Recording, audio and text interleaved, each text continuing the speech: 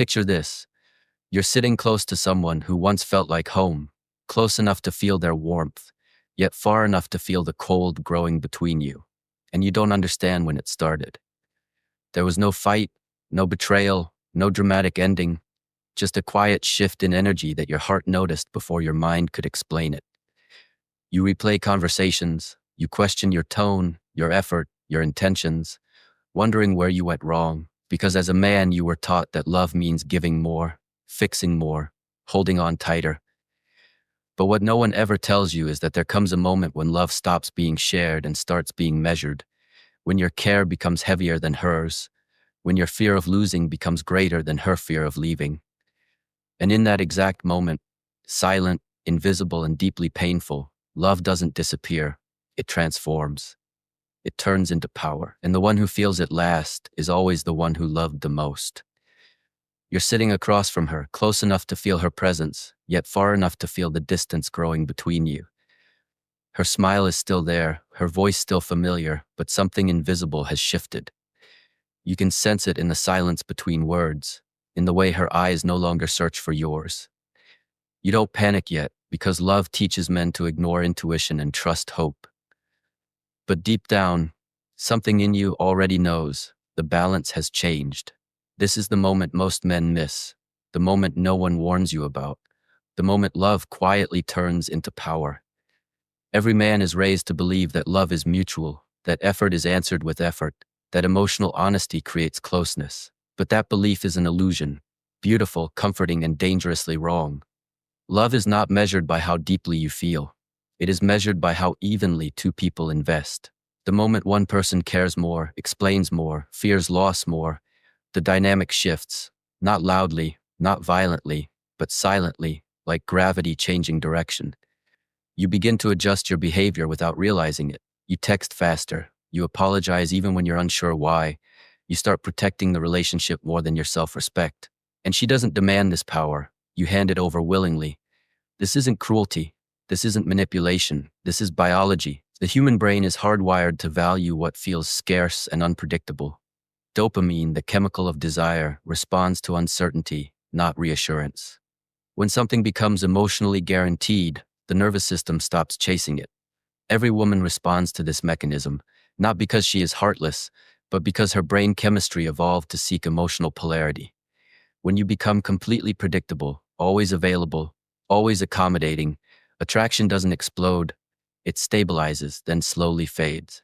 Love doesn't disappear. Stimulation does. And when stimulation fades, power fills the space it leaves behind. Here's the part men struggle to accept. The person who needs reassurance loses leverage. The person who can tolerate distance gains control. This is not romance. This is emotional economics. Like any market, value is shaped by supply and demand. The more you overinvest, the more your value drops in her subconscious mind. You start giving without conditions. She starts receiving without urgency.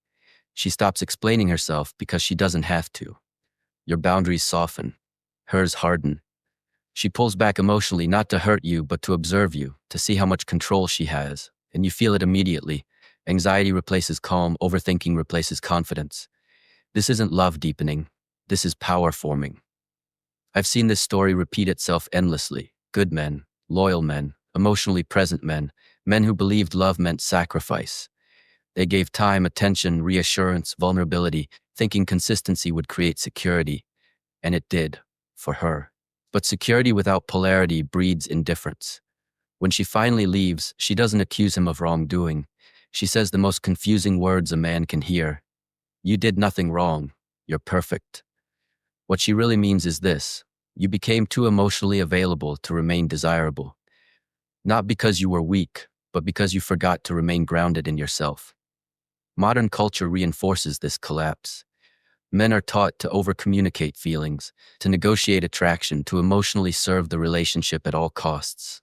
Masculinity is reframed as endless empathy, endless explanation, endless compromise. But masculine presence was never about emotional submission. Biology doesn't respond to what sounds fair, it responds to polarity.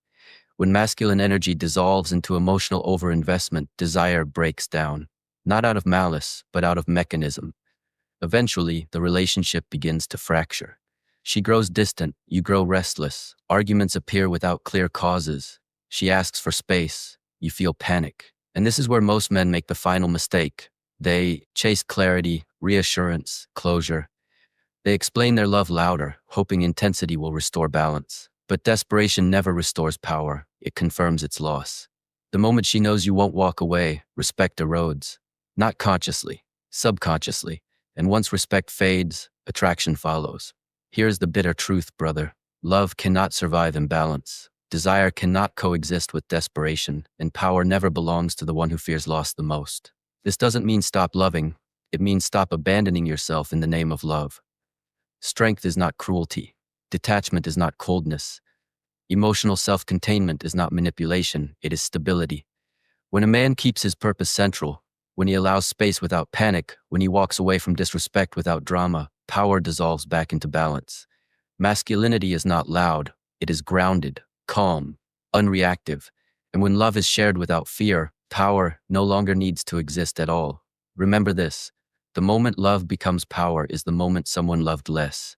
Make sure it's never you. Brother, before this video ends, let me leave you with something real, something you need to sit with, not just hear. Love was never meant to turn you into someone smaller. It was never meant to make you doubt your worth, silence your instincts, or teach you to beg for basic respect. If you ever felt yourself changing just to keep someone close, if you ever lowered your standards, ignored your intuition, or sacrificed your peace for the illusion of connection, understand this clearly. You were not weak, you were human. You loved with sincerity in a world that rarely rewards it. But here is the painful truth that frees you. The moment you abandon yourself for love, love stops honoring you. Relationships don't collapse because men feel deeply. They collapse when men forget who they are outside of love. Your strength was never in controlling someone, chasing someone, or proving your value. Your strength has always been in your ability to stand grounded, even when it hurts, even when walking away feels like losing a part of yourself. Sometimes the most masculine, self-respecting thing a man can do is accept the loss, learn the lesson, and refuse to lose himself again. So take this with you. Let love add to your life, not consume it. Let connection exist without fear. Let silence teach you who truly values you. And never forget this, the man who chooses self-respect over emotional survival may feel lonely for a while,